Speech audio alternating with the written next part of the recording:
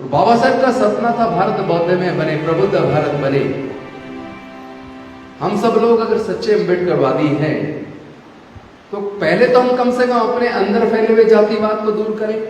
वो लोग अपनी बात करें, दूसरे की आलोचनाओं से बचें।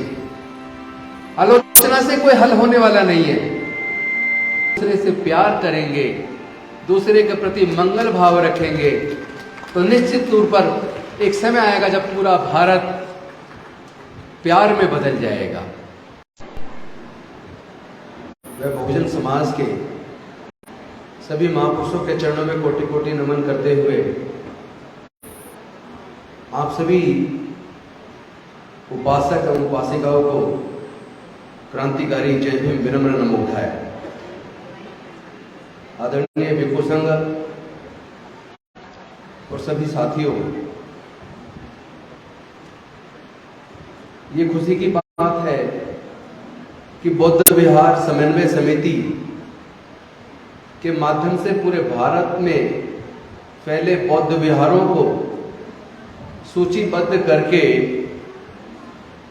गुरुद्वारा प्रबंधक कमेटी की तर्ज पे अगर हम सबको जोड़ पाते हैं तो शायद मिशन को तेज करने में और बौद्धमय भारत, प्रबुद्ध भारत का, बाबा साहब का सपना पूरा करने में निश्चित तौर पर हमें मदद मिलेगी। मेरा ये मानना है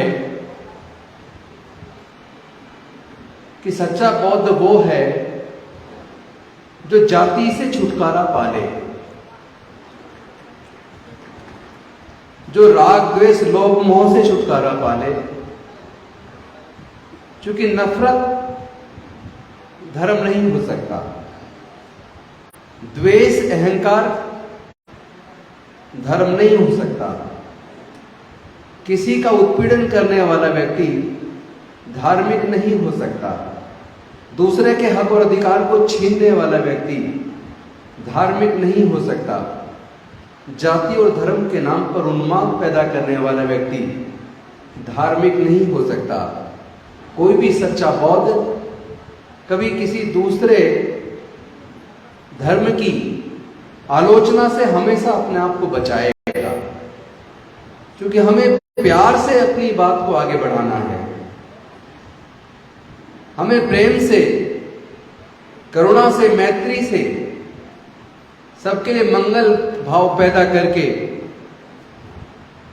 बंधुता पैदा करके अपने जो अच्छे गुण हैं, क्योंकि बुद्धिज्म सदाचार और नैतिकता की प्रेरणा देता है, सदाचार और नैतिकता की शिक्षा देता है।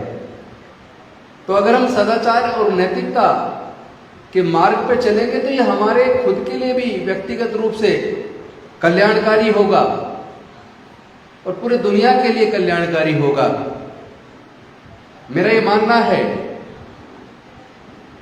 कि प्रज्ञा के ऊपर आधारित ज्ञान केवल एक ही रास्ता है जो वैज्ञानिक दृष्टिकोण से परिपूर्ण है, जिसमें कोई अंधविश्वास पाखंडवाद के लिए कोई स्थान नहीं है, जिसमें किसी के लिए ऊंचा किसी के लिए नीचा होने के लिए कोई स्थान नहीं है।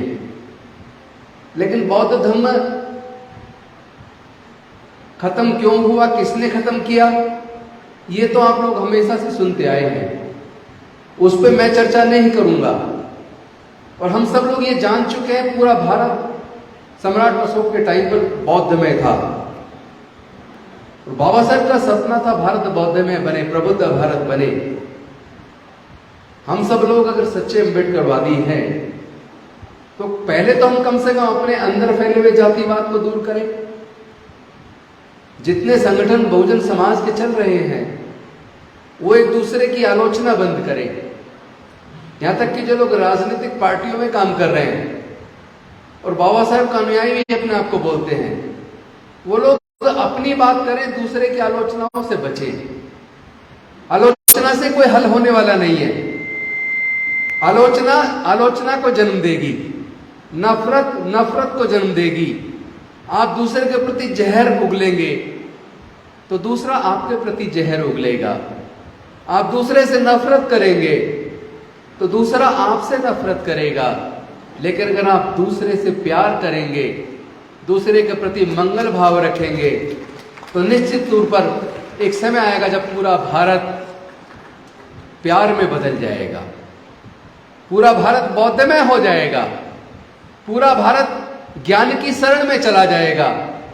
बुद्ध एक विचारधारा है और बुद्ध की विचारधारा यानी ज्ञान पर आधारित विचारधारा, करुणा और मैत्री पर आधारित विचारधारा, यही विचार है जो मानव जाति का कल्याण करेगी। और हम तो जब मंगल गाथा गाते हैं तो हम मानव जाति के साथ साथ सभी प्राणियों के लिए मंगल कामना करते हैं।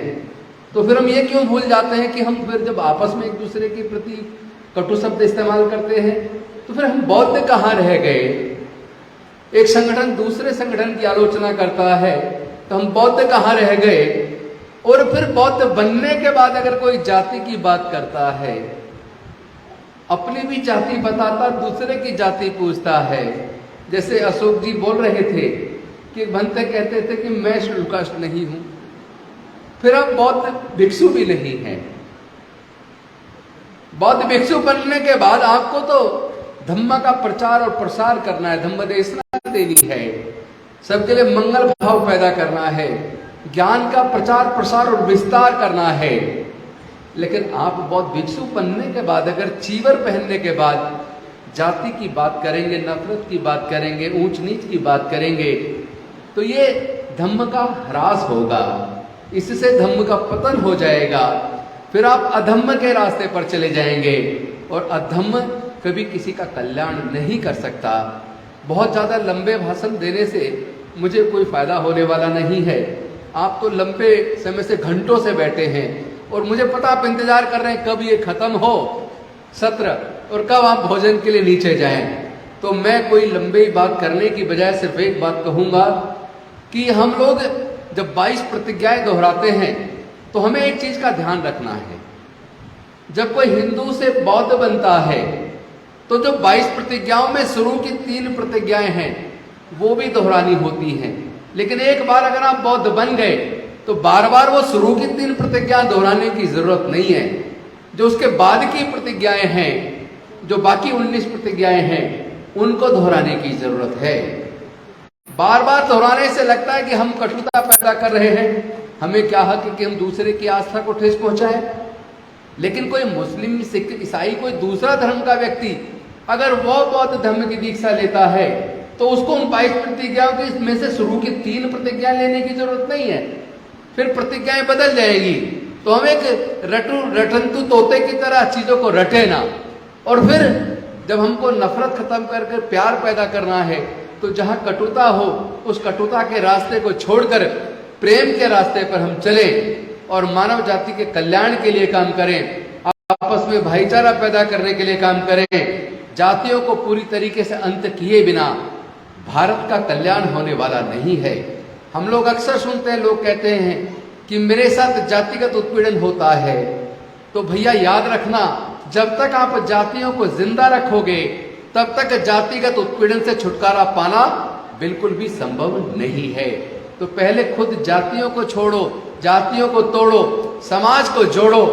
और ध्यान रहे कि नालंदा विश्वविद्यालय, विक्रमशिला, तक्षशिला ऐसी यूनिवर्सिटीज हमारे पुरखों ने बनाई है, बुद्ध के धम्म के अंदर बौद्ध राजाओं ने बनाई है।